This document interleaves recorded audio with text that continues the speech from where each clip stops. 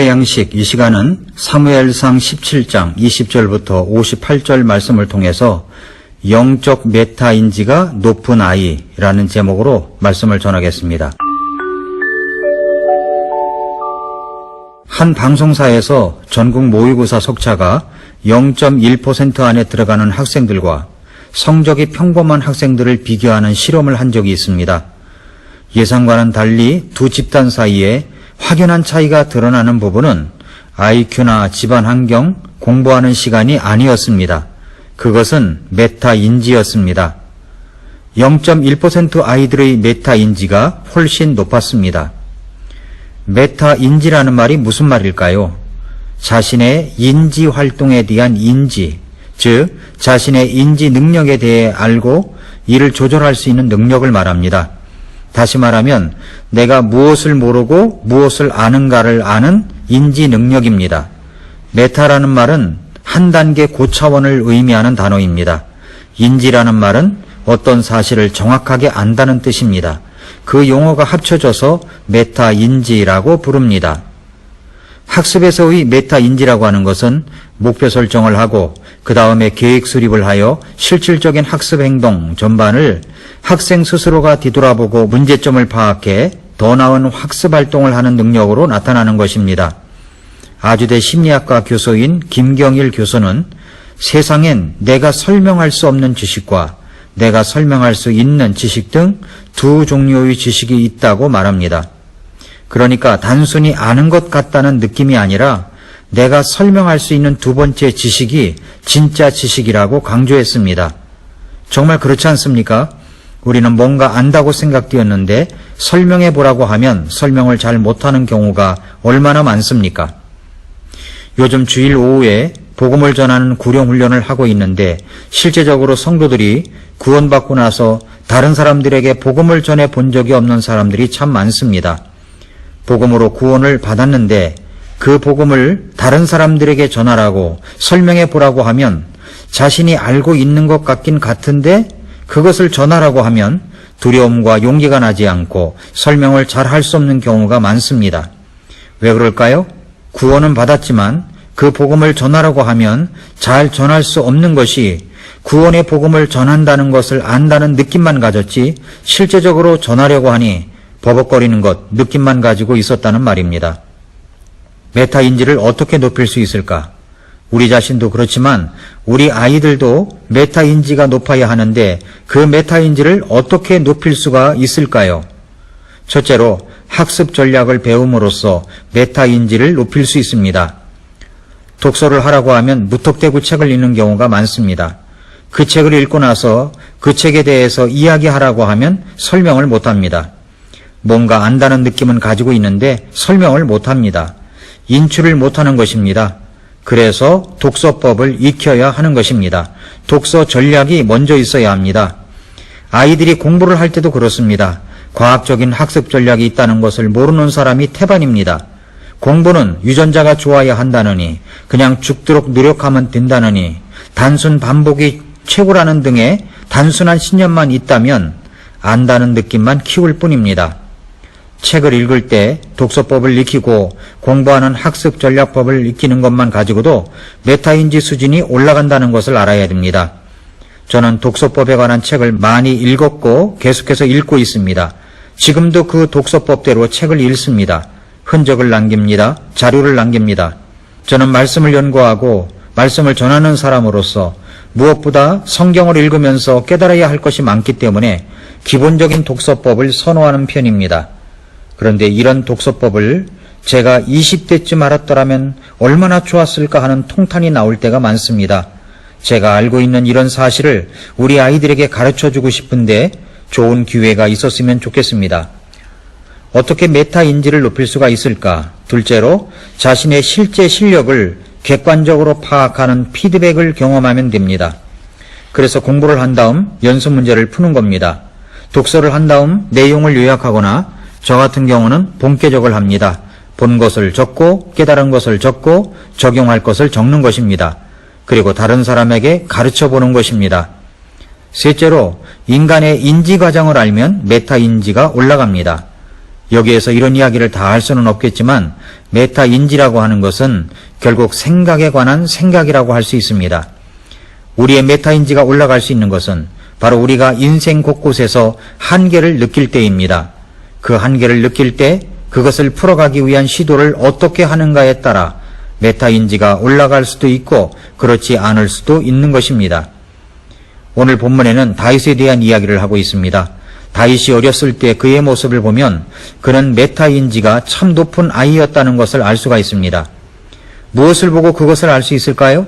다윗은 자신이 느낌으로만 하나님을 아는 것이 아니었습니다. 다윗은 다른 사람에게 하나님에 관해서 정확하게 말하는 소년이었습니다. 그는 어떻게 그렇게 영적 메타인지가 높아질 수가 있었을까요? 첫째로 다윗은 자기 일에 성실한 자였기 때문입니다. 하나님께서 사울왕을 버리고 다윗왕을 선택하기 위하여 사무엘을 이새의 집으로 보냈습니다. 사실 사무엘도 사람을 선택하여 왕으로 세우려고 할 때 외적인 것에 비중을 많이 두었던 것 같습니다. 이새의 아들 중 엘리압을 보고 한눈에 반해서 이렇게 말했습니다. 사무엘상 16장 6절에 주의 기름 부음 받을 자가 참으로 그분 앞에 있도다 라고 말입니다. 그러자 하나님께서 이렇게 말씀하십니다. 그의 용모나 키의 크기를 보지 말라. 내가 이미 그를 버렸노라. 주는 사람이 보는 것처럼 보지 아니하나니 사람은 겉모습을 보나 주는 마음을 보느니라 라고 했습니다. 그 말씀을 듣고 이새의 아들들을 쭉 보니 선택할 자가 없었습니다. 그래서 이새에게 묻습니다. 네 아이들이 여기에 다 있는 건 맞나? 그러자 그때서야 이새가 아들 하나가 또 있는데 들에서 양을 지키고 있다고 했습니다. 사실 다윗은 아버지에게도 인정도 받지 못하는 아들이었습니다. 그저 양이나 잘 지키는 자라고 생각했던 것입니다. 사실 부모들이 늙어가면서 자식을 키운 결과 기대했던 자식은 나중엔 별로고 기대하지 않았던 자식이 오히려 더 부모님을 극진히 섬기는 예가 많지 않습니까? 다윗은 간신 밖의 인물이었습니다. 그런데 사무엘이 그를 불러오라고 말합니다. 다윗은 들에서 무엇을 하고 있었습니까? 양을 지키고 있었습니다. 단순히 양을 지키고 있다고 하면 지팡이나 하나 잡고 목조지를 찾아서 이리저리 다니는 목동을 생각할 수 있을 것입니다. 그러나 다윗은 그 양을 지키기 위해서 목숨을 걸었던 사람입니다. 사무엘상 17장 33절 이하를 보면 골리앗과의 싸움에서 자신이 나가서 싸우겠다고 할 때 사울은 너는 단지 소년이지만 그 골리앗은 어렸을 때부터 전투를 배운 용사라고 하자 이렇게 말합니다. 당신의 종이 자기 아버지의 양들을 지킬 때 사자와 곰이 와서 양떼에서 어린 양을 움켜가면 내가 따라가서 그것을 치고 그것의 입에서 그것을 건져내었고 그것이 일어나서 내게 대항하면 내가 그것의 수염을 잡고 그것을 쳐서 죽였나이다 라고 했습니다. 다윗은 바로 이런 자였습니다.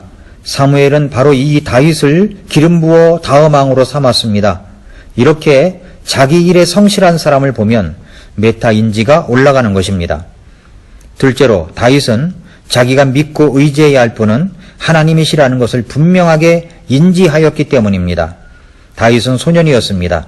그가 양떼를 지킬 때 어떤 마음으로 사자와 곰을 상대하였습니까? 사무엘상 17장 36절부터 37절에서 다윗이 사울왕에게 말하기를 당신의 종이 사자와 곰을 죽였은즉 살아계시는 하나님의 군대에 도전한 이 할례받지 않은 블레셋 사람도 그 짐승들 중에 하나와 같이 되리이다 하고 다윗이 또 이르되 나를 사자의 발톱과 곰의 발톱에서 건져내신 주 그분께서 나를 이 블레셋 사람의 손에서도 건져내시리이다 라고 했습니다. 다윗은 정말 아직 어린데도 말하는 것을 보면 얼마나 당차게 말하는지 감탄할 정도입니다. 어떻게 이런 용기와 담대함이 나오는 것입니까? 그것은 바로 그가 믿는 하나님 때문입니다. 그의 이길 수 있다는 설명 속에는 하나님이 빠지지 않습니다. 그 하나님은 살아계시는 하나님이라고 말합니다. 그뿐만이 아닙니다. 골리앗이 물맷돌과 막대기를 가지고 나오는 다윗을 향해서 말하기를 내가 개냐 하고 저주를 퍼부으며 오너라 내가 네 살을 공중의 새들과 들짐승들에게 주리라 라고 말합니다. 그러자 다윗이 골리앗을 향하여 사무엘상 17장 45절부터 47절에서 이렇게 말합니다. 너는 칼과 창과 방패를 가지고 내게 오거니와 나는 네가 도전한 이스라엘 군대의 하나님 곧 만군의 주의 이름으로 네게 가노라. 이날 주께서 너를 내 손에 넘겨주시리니 내가 너를 쳐서 네게서 네 머리를 취하고 또 이날 블레셋 사람들 군대의 사체를 공중의 날짐승들과 땅의 들짐승들에게 주어 이스라엘 하나님이 계신 줄 온 땅이 알게 하겠고, 또 주께서 칼이나 창으로 구원하지 아니하심을 이 모인 온 무리가 알게 하리라. 전쟁은 주께 속한 것인즉 그분께서 너희를 우리 손에 넘겨주시리라 라고 말했습니다. 어린 소년의 입에서 나오는 말이 아니라 위대한 장군의 입에서 나오는 말 같지 않습니까? 어떻게 이렇게 당당합니까? 다윗은 하나님을 정확하게 설명하고 그 하나님이 어떤 하나님이라는 것을 경험적으로 알고 있기 때문입니다. 다윗은 영적 메타인지가 상당히 높았던 사람입니다. 그러므로 하나님을 알고 하나님을 의지하는 사람은 메타인지가 높을 수밖에 없습니다. 셋째로, 그는 한계적 상황에서 하나님을 절대적으로 의지하는 사람이었습니다. 메타인지라고 하는 것은 자기 자신이 한계에 부딪혀 봐야 그 한계를 넘어가려는 시도 속에서 높아져 가는 것이라고 했습니다. 우리의 인생의 한계적 상황 속에 부딪혔을 때 하나님을 의지하는 그 믿음을 계속 쌓아갈 때 영적 메타인지는 올라가는 것입니다. 다윗이 바로 그런 인물이었습니다.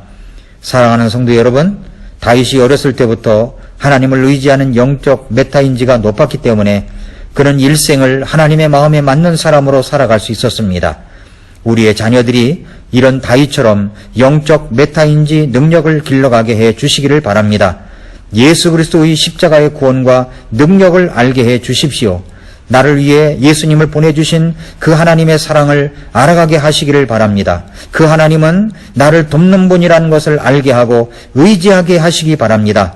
하나님께서 우리 아이 다윗처럼 영적 메타인지가 높은 아이로 자라가게 하실 것입니다.